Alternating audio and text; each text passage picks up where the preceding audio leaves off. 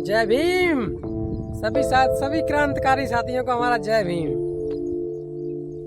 आज हम एक ऐसे शख्स के बारे में बात करेंगे जिसने 1848 ईस्वी में क्रांति की शुरुआत की थी। सोचो, जब हमें आज अगर किसी मंदिर या किसी ब्राह्मण या किसी देवी देवता के बारे में अगर हम बोल देते हैं, कुछ टिप्पणी कर देते हैं, तो हमें जेल में डाल दिया जाता है।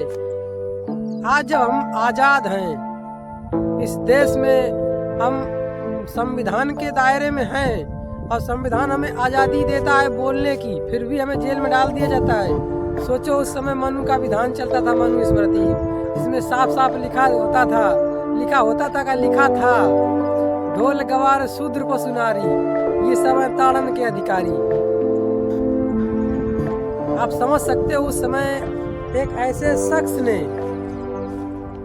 जो हमें आज़ादी के लिए एक क्रांति की मिसाल छेड़ी थी, वो एक अपने आप में मिसाल है। आज आपको पढ़ना चाहिए। अगर नहीं पढ़ोगे, अपने बच्चों को नहीं पढ़ाओगे वो शख्स को, तो गुलाम बन जाओगे।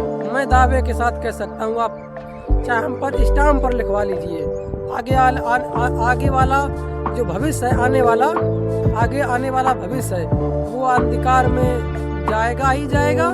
और आप सोच रहे होंगे कि हमारी तो जिंदगी कट गई है, जो आने वाली नई युवा पीढ़ी है वो गुलाम बन जाएगी। तो 1827 ईस्वी में जन्म होता है। बाल विवाह का दौर चल रहा था उस समय। 13 वर्ष की उम्र में शादी हो जाती है और 1848 ईस्वी में 27 से 48 आप जोड़ लीजिए, शायद है कि हमारी उम्र रही होगी। आज के तो युवा जय भीम नाम लेने से कतराते हैं। जय भीम, अगर उनसे कहो कि जय भीम भाई साहब, तो वो राम राम करते हैं। अगर कहीं से गुजर रहे हैं रास्ते से, अगर उनसे बोल दो कि जय भीम, तो वो चुपचाप निकल लेते हैं। कि ऐसा नहीं कि अगर हम कहेंगे जय भीम तो कहीं कोई ब्राह्मण पुरोहित ना खड़ा हो या कोई पाखंडवाद का आदमी ना खड़ा हो, तो हमारा लेन देन का मामला बंद हो जाएगा, हमारी वहाँ पे बेइज्जती हो जाएगी। बेइज्जती महसूस करते हैं, ये सच्चाई है भाई साहब।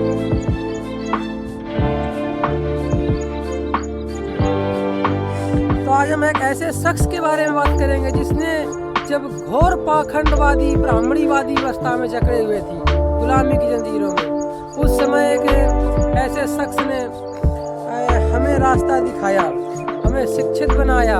शिक्षा के लिए जिन्हें कितने प्रयत्न किए, जिन्हें कितनी यातनाएं झेली, मुसीबतें झेली। आज हम एक ऐसे शख्स के बारे में बात करेंगे जिसने 1848 ईस्वी में एक क्रांति की और 1873 ईस्वी में संत शोधक समाज की स्थापना की। इसके बाद में ग्रंथ लिखा और ग्रंथ सौंपा किसे? अमेरिका को, कि अब आप आज़ाद हो गए हो। क्योंकि पहले अमेरिका गुलाम था, अमेरिका की गुलामी जब आज़ादी में बदली, उसके बाद हमारा भारत गुलाम हुआ है। तब उन्होंने कहा कि आप हमारी मदद करिए, हम आपसे थोड़ी मदद की जरूरत चाहते हैं। आप अगर थोड़ी सी हमारी मदद करोगे तो हम आगे बढ़ जाएंगे। चलिए, आपको समझ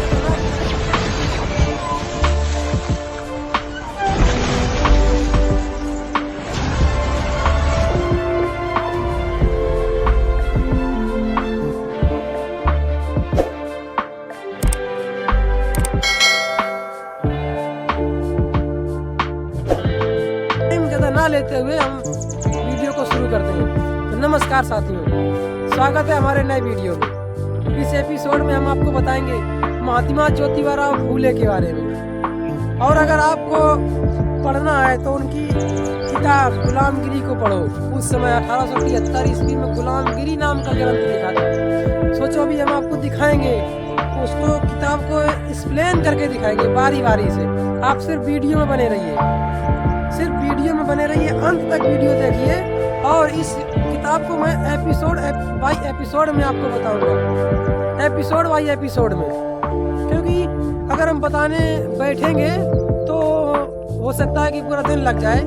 10-12 घंटे लग जाए उस किताब को बताने के लिए, पर इतना टाइम हमें भी नहीं मिलता क्योंकि हम भी घर गृहस्थी में बिजी रहते हैं। फिर भी एक समाज का कीड़ा हमारे दिमाग में जो चल रहा है उसको मैं निकालूंगा नहीं। आप सपोर्ट करो या ना करो, हमारा फिर भी हम जब तक जिंदा हैं तब तक समाज की बात करते रहेंगे। हम अपनी बात हम अपने बारे में भी बताएंगे, हम कौन हैं, क्या करते हैं, और हमारी जिंदगी बहुत सुखमय कट रही है, हमें कोई ज़रूरत नहीं है। लेकिन जब बाबा साहब को संविधान को पढ़ता हूँ तो मन उत्तेजित हो जाता है, मन मानने को तैयार नहीं होता है। बहुत मुसीबतें आती हैं कि आती रहीं हमारे महापुरुषों के बीच में, लेकिन नहीं, वो नहीं रुके क्योंकि वो हम लोगों का भविष्य चाहते थे। और आज हम सिर्फ अपना भविष्य चाहते हैं, ये तो गलत बात है। हमसे जितनी मदद हो सकती है अपनी समाज की हम करते हैं। ऐसा नहीं, आप हमारा इतिहास देख लीजिए, हमारे घर आइए, कभी भी पता कर लीजिए, आप हमारा नंबर भी ले सकते हो।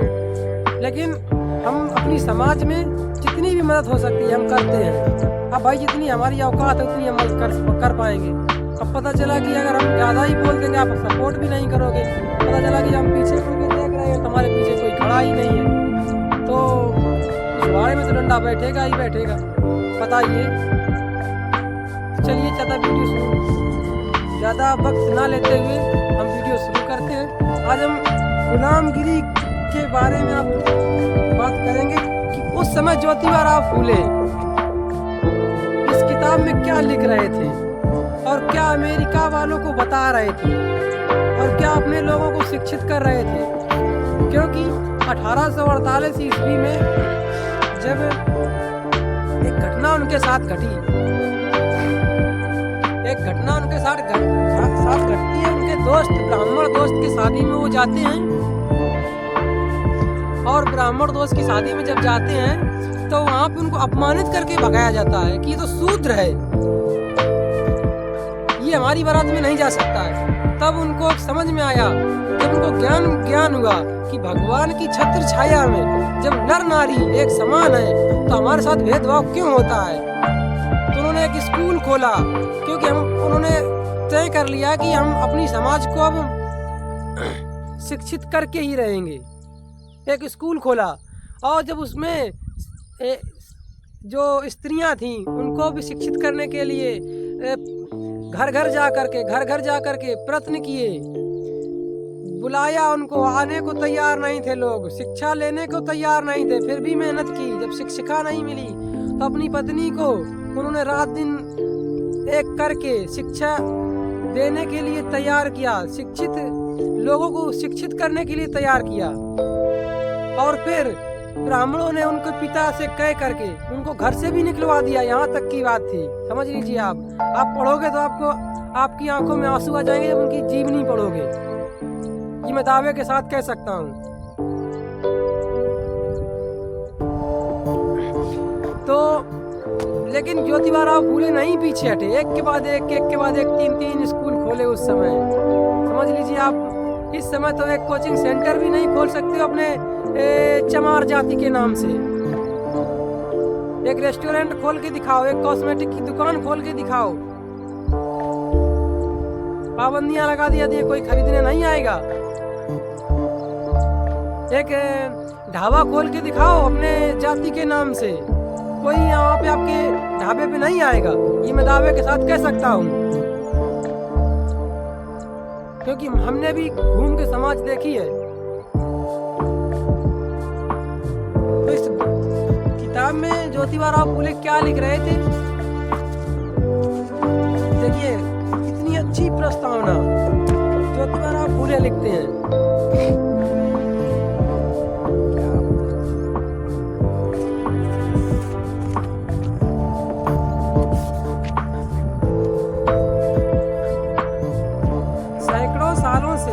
आज तक शूद्र अतिशूद्र समाज जब से इस देश में ब्राह्मणी सत्ता कायम हुई है तब से लगातार जुल्म और शोषण के शिकार हैं। ये लोग हर तरह की यातनाओं और कष्टों में अपने दिन बिता रहे हैं। इसलिए लोगों को इन बातों पर ध्यान देना चाहिए और गंभीरता से सोचना चाहिए। अपनी प्रस्तावना में पहली लाइन लिख रहे हैं ज्योतिबा राव फूले।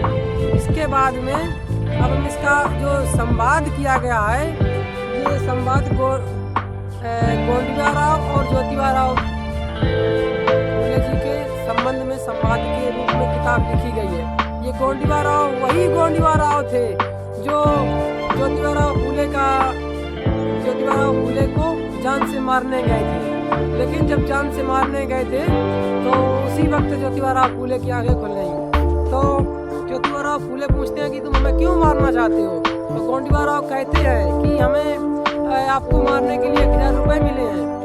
तो पता है ज्योतिबा राव फूले का जवाब क्या था? हमारे ऐसे महापुरुष थे, आपको गर्व होना चाहिए। हमें भी गर्व, हमें तो गर्व होता ही है। तो ज्योतिबा राव फूले बोले कि ठीक है, आप हमें मारने आए हो, आपको पैसे मिले हैं, तो आप गरीब हो। तो बोला हाँ, तो ठीक है, आप हमें मार दीजिए। अगर आपको हमें मारने के 1000 रुपए मिलते हैं, उससे आपका घर चलता है, तो ठीक है, आप हमें मार दीजिए। बातों बातों में उसका दिल जीत लिया। वही गोंडवाना राव उसका सबसे प्रिय शिष्य बना। तो जब उससे संवाद होता है तो ज्योतिबा राव फूले और उसके बीच में संवाद में के विषय पर किताब लिखी गई है। इसको हम 2 भागों में बांटेंगे। इसमें गुलामों के गुलाम बनने का सिलसिला कब से शुरू हुआ, कहाँ से खत्म हुआ। इसमें शिक्षा की भी बात की गई है, रोजगार की भी बात की गई है, कैसे हम गुलामी से बच सकते हैं, पाखंडवाद से, ब्राह्मणवाद से कैसे बच सकते हैं, वो बातें लिखी गई हैं इसमें। आपको पढ़ना चाहिए। आप अपने बच्चों को भी पढ़ाइए, घर में पढ़ाइए, अपने बीवी बच्चों को साथ में बिठाकर किताब को पढ़िए और समझिए। अब नहीं समझोगे तो फिर से गुलाम बन जाओगे, कोई दिक्कत नहीं है। देखिए इसमें लिखा है, पहले इसको भागों पहले प्रच्छेद में लिखा गया है कि ब्रह्मा की उत्पत्ति और सरस्वती ईरानी या आर्य लोगों के संबंध में इसमें लिखा गया है पहले चैप्टर में। तो इसमें लिखा है, गोंडवाना राव कहते हैं, पश्चिमी देशों से जब अंग्रेज आए थे, अंग्रेजों ने इस ब्राह्मणी गुलामी प्रथा या जो कानून है, गुलामी प्रथा पर कानून बनाकर रोक लगाई अंग्रेजों ने। तो इसका मतलब है कि ब्रह्मा जो है, ब्रह्मा के बनाए हुए कानून पर उनको कोई वो नहीं है। तो ज्योतिबा राव फूले कहते हैं, अंग्रेज आदि सरकारों ने गुलामी प्रथा पर पाबंदी लगा दी है। इसका मतलब अंग्रेजों को यह है कि उन्होंने ब्रह्मा की आज्ञा का पालन नहीं किया है। क्योंकि उस समय अगर आप ब्राह्मणी व्यवस्था के खिलाफ जाते थे या किसी मंदिर मस्जिद के खिलाफ जाते थे, ब्राह्मणों के खिलाफ, क्षत्रियों के खिलाफ, बनियों के खिलाफ जाते थे, तो कहा जाता था कि आप भगवान के खिलाफ हैं, ब्रह्मा के खिलाफ हैं। तो ऐसा कहा जाता था।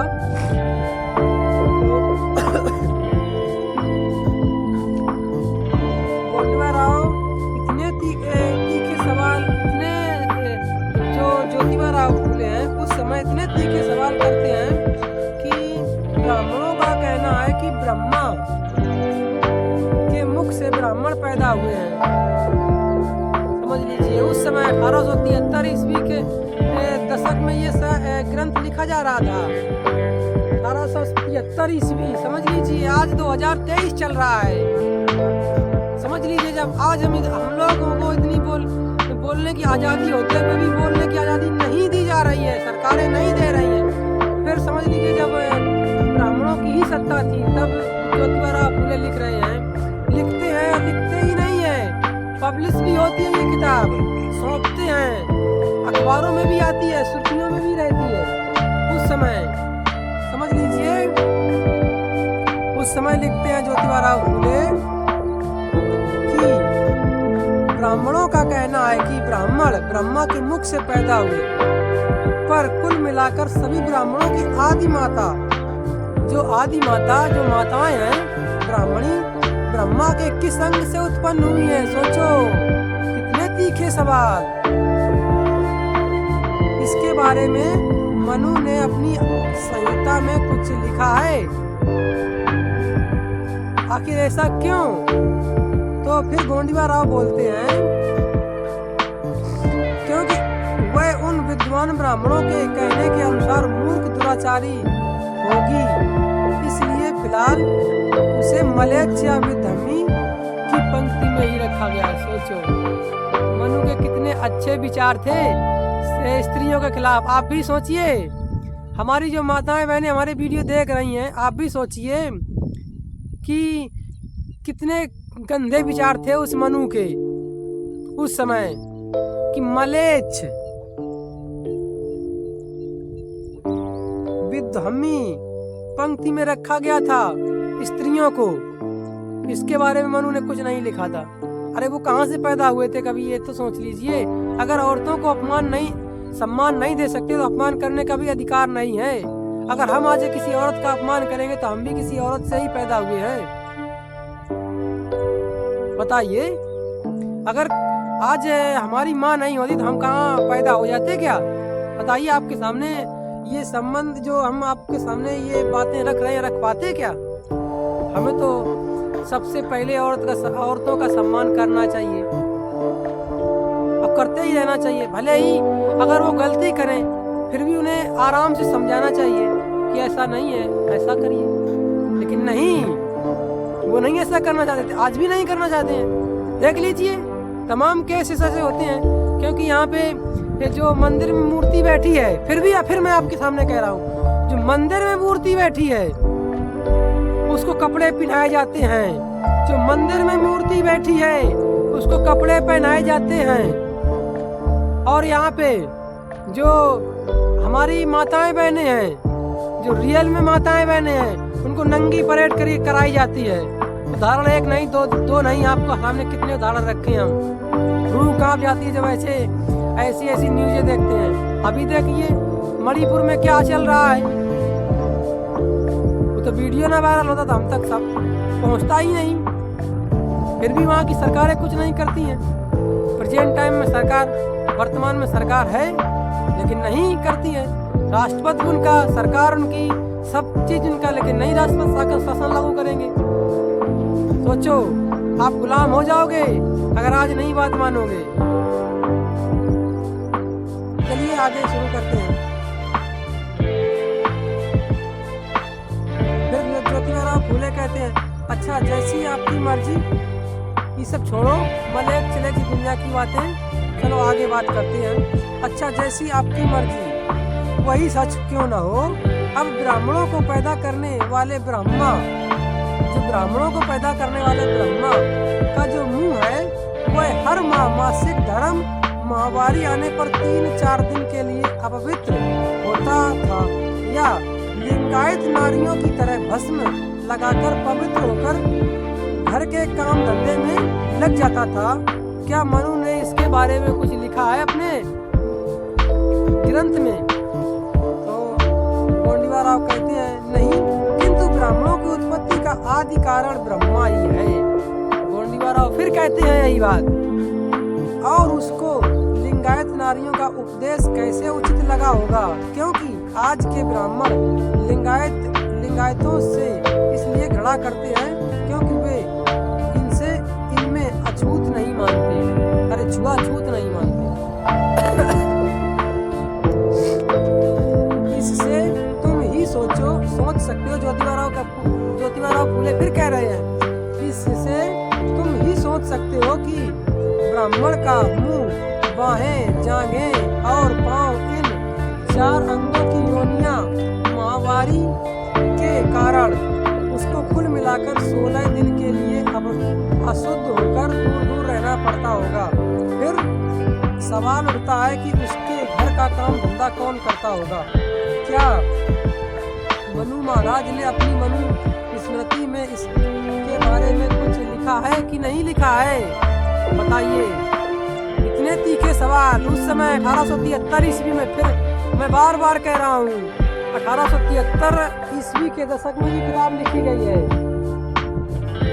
मैं बार आपसे फिर कह रहा हूँ, याद दिला रहा हूँ। लेकिन अगर मानोगे बहुत कुछ देखने को मिलेगा इस एपिसोड में,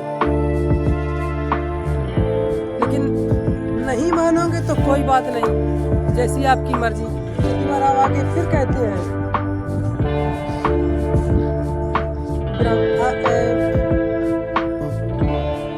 अच्छा बताओ, वह गर्भ ब्रह्मा के मुंह में जिस दिन से ठहरा होगा, उस दिन से लेकर 9 महीने तक किस जगह पर रहकर बढ़ता रहा होगा? इतने तीखे सवाल, इतने तीखे सवाल। जिस दिन से गर्भ ठहरा होगा ब्रह्मा के मुंह में, उस दिन से 9 महीने तक किस जगह पर रहा होगा? मुंह हमारा देख लीजिए आप।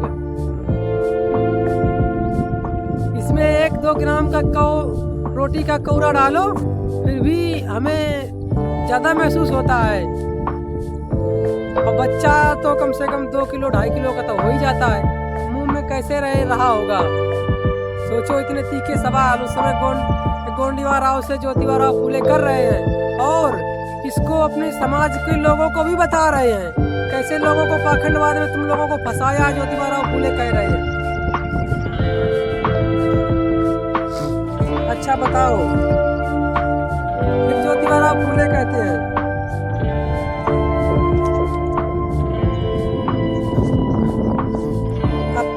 ज्योतिबा राव फूले फिर कहते हैं, अपनी सावित्री के होते हुए भी ब्रह्मा ने उस नवजात शिशु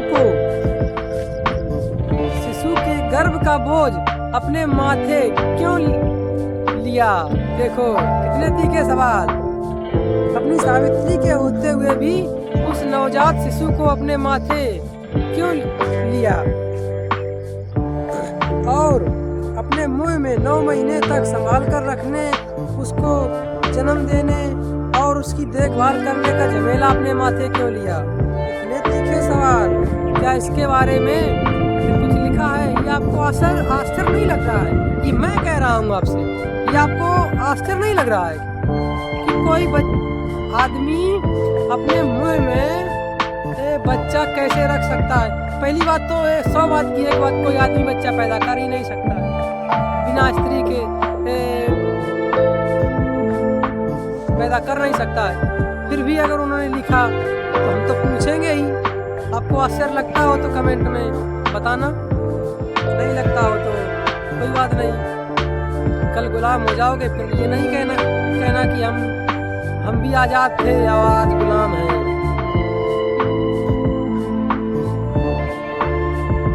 और उसके आगे लिखते हैं, उसके आगे वो गोंडीवा राव कहता है कि उसके यानी कि ब्रह्मा के 3 सिर का झमेले से दूर थे या नहीं? आपकी राय क्या है? तो ज्योतिबा राव फूले कहते हैं, हमें तो आश्चर्य होता है कि उसकी माँ ने 3 सिर वाले यानी कि 3-4 जो भी हों बच्चे को कैसे पैदा किया होगा? क्या तीनों सिर एक्टिव थे? अगर 3 सिर थे उसके, तो 3 सिर थे तो उसके बाद में ज्योतिबा राव फूले लिखते हैं, वह रंडीबाज इतना गिरा हुआ आदमी था कि अपनी बेटी सरस्वती नाम की बेटी जो उसकी कन्या थी उससे यानी कि संभोग में विचार किया था साल। बताओ, अब हम तो यहाँ पे गाली हमारे मुंह से निकल रही थी लेकिन नहीं निकली। ज्योतिबा राव फूले नहीं रुके, हम तो रुक गए, पर ज्योतिबा राव फूले नहीं रुके, उन्होंने दे ही डाली गाली उसको, और उस गाली का शुरुआत हुआ। अब हम तो आपको नहीं बता पाएंगे उस गाली को। अगर पूछना है तो कमेंट में पूछ सकते हैं हमसे, कोई बात नहीं। कन्या के साथ संभोग किया था, इसीलिए उसका उपनाम ये पड़ा। ये की जगह हमने काली की जगह हमने ये शब्द का प्रयोग किया है, उसका उपनाम ये पड़ गया। इसलिए इसी बुरे कर्मों के कारण कोई व्यक्ति उसका मान सम्मान और पूजा नहीं करता है। सोचो, उस समय इतने तीखे सवाल ज्योतिबा राव फूले करते हैं। क्या सचमुच गोंडीवा राव फूले कहते हैं, क्या सचमुच ब्रह्मा की 4 मुंह होते तो उसी हिसाब से उसे 8 स्तन, 4 नाभियाँ, 4 योनियाँ और 4 मलद्वार होने चाहिए, किंतु इसके बारे में सही जानकारी देने वाला कोई लिखित प्रमाण नहीं है। क्योंकि आजकल भगवान बुद्ध ने ये कहा था कि उस बात को तब तक ना मानो जब तक अपनी आंखों से ना देख लो या उसका सही प्रमाणित ना कर लो, तब तक ना मानो। अगर मानोगे तो आप अंधकार में जाओगे। लिखित प्रमाण नहीं है, फिर भी उसी तरह शेष नाग के सैया पर सोने वाले को लक्ष्मी नाम की स्त्री होने पर भी उसने अपनी नाभि से 4 मुंह वाले बच्चे को कैसे पैदा किया, समझ लीजिए। कितने तीखे सवाल। आज अगर आप ऐसे सवाल करोगे ना तो जेल में डाल दिए जाओगे। सोचो हम कितनी रिस्क लेकर आपको ये किताब पहुँचा रहे हैं, और अगर नहीं पढ़ोगे तो मैं पूर्ण विश्वास के साथ कह सकता हूँ आने वाले समय में सरकारें आपको गुलाम बना लेगी। सोचो। तो ज्योतिबा फूले कहते हैं, वास्तव में हर दृष्टि से सोचने के बाद हम इस निर्णय पर पहुंचते हैं कि ब्राह्मण लोग समुद्र पार करके ईरान नाम का देश है, वहाँ के मूल निवासी हैं। पहले जमाने में उन्हें ईरानी या आर्य कहा जाता था। इस मत पर प्रतिपादन कई अंग्रेजी ग्रंथों ने उन्हीं के ग्रंथों के आधार पर किया है। हम नहीं कह रहे हैं, जो अंग्रेजी सत्ता है उन्होंने जो कई ग्रंथकार हैं उन्होंने भी ये बात कही है। ऐसे ज्योतिबा फूले ने हवाई में नहीं बात कही थी, उन्होंने भी कई ग्रंथों को पढ़ा था, अंग्रेजी भाषा, मराठी भाषा सीखी थी, तब जाके उन्होंने ये लिखी थी किताब। उन्होंने कई किताबें लिखी थी। हम आपको सब उनकी किताबों के बारे में बताएंगे आगे अगले बस सिर्फ एपिसोड बाय एपिसोड आप हमारे वीडियो में बने रहिए अंत तक। फिर आगे लिखते हैं, ज्योतिबा फूले जो ब्राह्मण आर्य लोग आए थे बाहर से, तो वो कई टोलियों में आए थे, और समुद्र के रास्ते आए थे। छोटी छोटी नाव जो उनकी जो मछली पकड़ने वाली नाव होती थी, वो नाव से आए थे। और यहाँ के लोग जो भारत के मूल निवासी थे, उन पर बर्बर तरीके से हमले किए, छल कपट तरीके से हमले किए, उनको गुलाम बनाया गया। कई तरीकों से गुलाम बनाया गया। किताब में जब आप पढ़ोगे तो आपको पता चलेगा, बड़ी आसान भाषा में लिखा, आपको समझ में आएगा। फिर दूसरे में उसमें लिखते हैं, ज्योतिबा फूले लिखते हैं दूसरे परिच्छेद में मत्स्य और शंखासुर के संबंध में। आपको पता होगा, हमारे जो कथा भागवत कहने आते थे पंडित लोग, हम तो सीधे पंडित ही कहेंगे उनको। आपको क्या लगता है हमें कमेंट में जरूर बताएं। तो शंखासुर और मत्स्य के बारे में बताते हैं। तो ज्योतिबा फूले कहते हैं, मत्स्य जो था वो मछली के पेट से कैसे पैदा हो गया, जबकि मछली और इंसान में काफ़ी फर्क होता है। चलो हम आपको बता देते हैं क्या लिखते हैं ज्योतिबा फूले।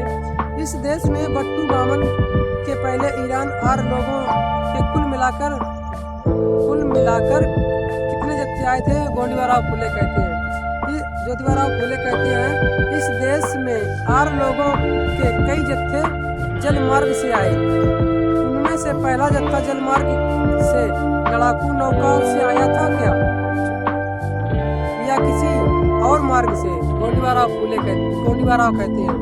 तो ज्योतिबा फूले कहते हैं, लड़ाकू नौकाएं उस काल में नहीं थी, इसलिए वे जत्थे छोटी नौकाओं पर आए थे, और वे नौकाएं मछलियों की तरह तेजी से पानी के ऊपर चलती थी। इसलिए उस जत्थे के अधिकारी का उपनाम मछली यानी कि मछली पड़ गया होगा। जो मछली पकड़ने वाले थे, तो जो उसका गिरोह का सरगना होगा, जो गिरोह का मालिक होगा,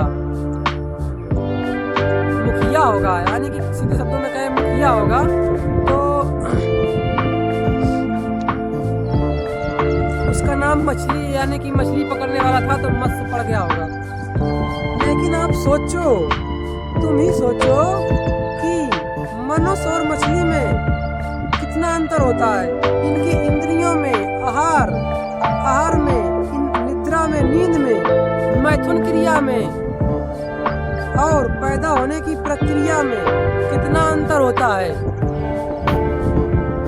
पैदा होने की प्रक्रिया में, मैथुन क्रिया में, खाना खाने की क्रिया में है। लेकिन फिर भी मछली से कैसे पैदा हो गया, कैसे उसने मछली अंडे देती है, इंसान तो अंडे नहीं, इंसान बताइए तो कैसे वो मछली तो एक तालाब में अंडे रखती है, कैसे उसे पता चला होगा और कैसे उसका लालन पालन किया होगा, बताओ कैसे किया होगा।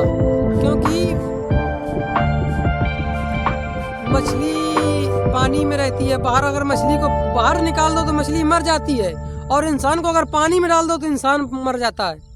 आप सोचिए, इंसान को अगर पानी में डाल दो, अगर उसे तैरना नहीं आता है तो वो डूब के मर जाएगा, और अगर मछली को बाहर निकाल दो तो वो मछली मर जाएगी। तो इसमें मछली ने पैदा कैसे कर दिया बताइए इंसान को।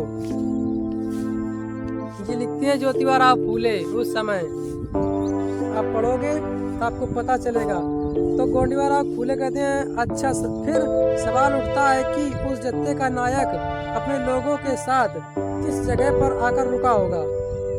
पश्चिमी समुद्र को पार करते हुए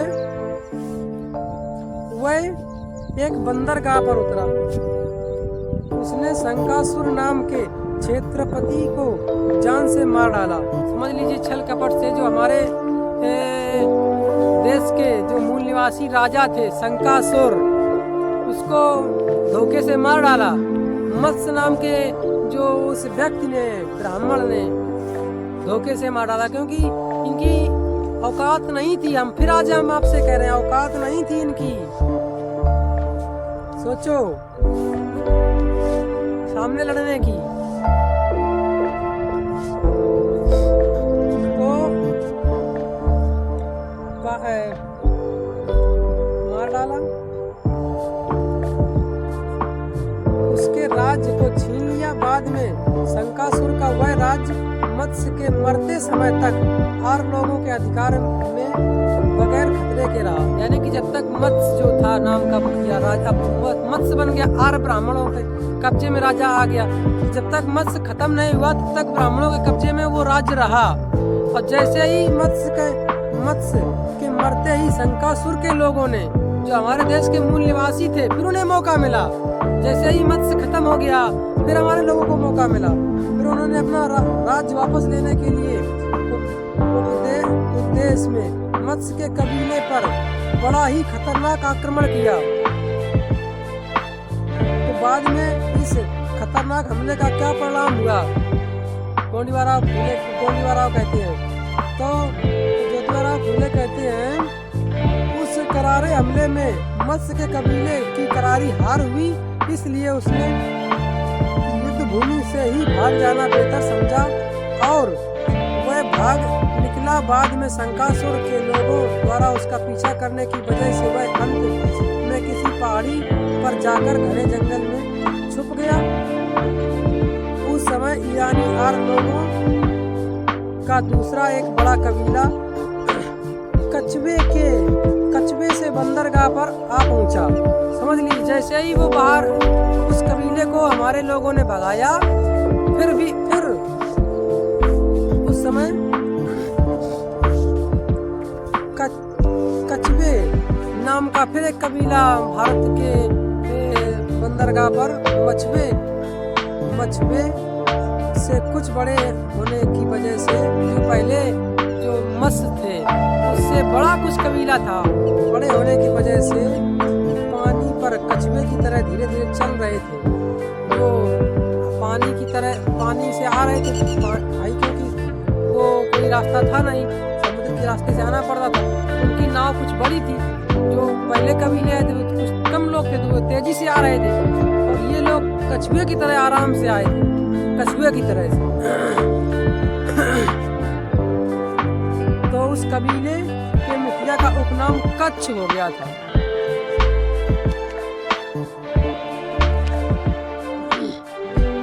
अब साथियों वीडियो बहुत लंबी हो रही है, तो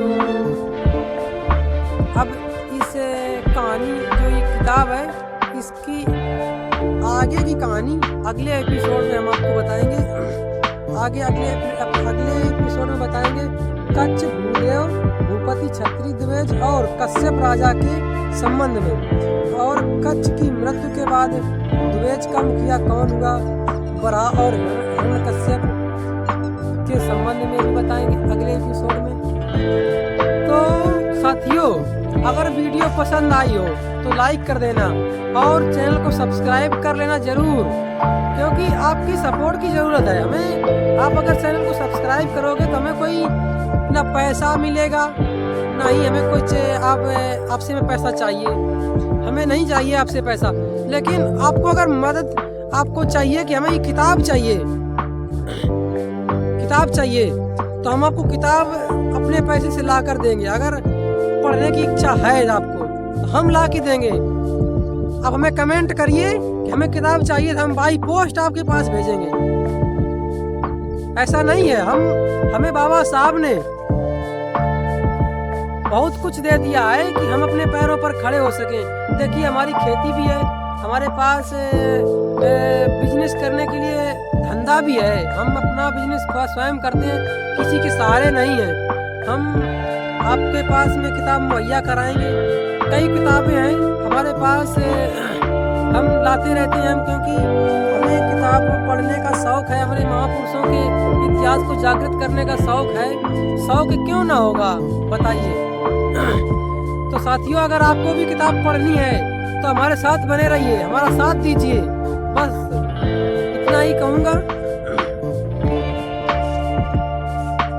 तो बने रहिए इस एपिसोड में, मिलते हैं अगले एपिसोड में। तब तक के लिए नमस्कार साथियों। ये गुलामगिरी किताब आपको अगर पढ़नी है तो हमें कमेंट में जरूर बताएं, हम आपको किताब मुहैया कराएंगे जरूर।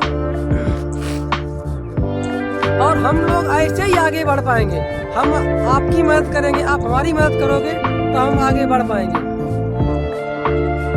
अगर नहीं करोगे तो जो लोग जो लोग हमारे साथ चलेंगे तो वो साथ रहेंगे, जो नहीं चलेंगे उनको भी गुलाम कहेंगे। गुलाम क्या, अभी हम आपको किताब कांसीराम साहब के बारे में भी बताएंगे, चमचा युग के बारे में। साथियों तो आज के वीडियो में इतना ही, मिलते हैं अगले एपिसोड में। तब तक के लिए नमस्कार।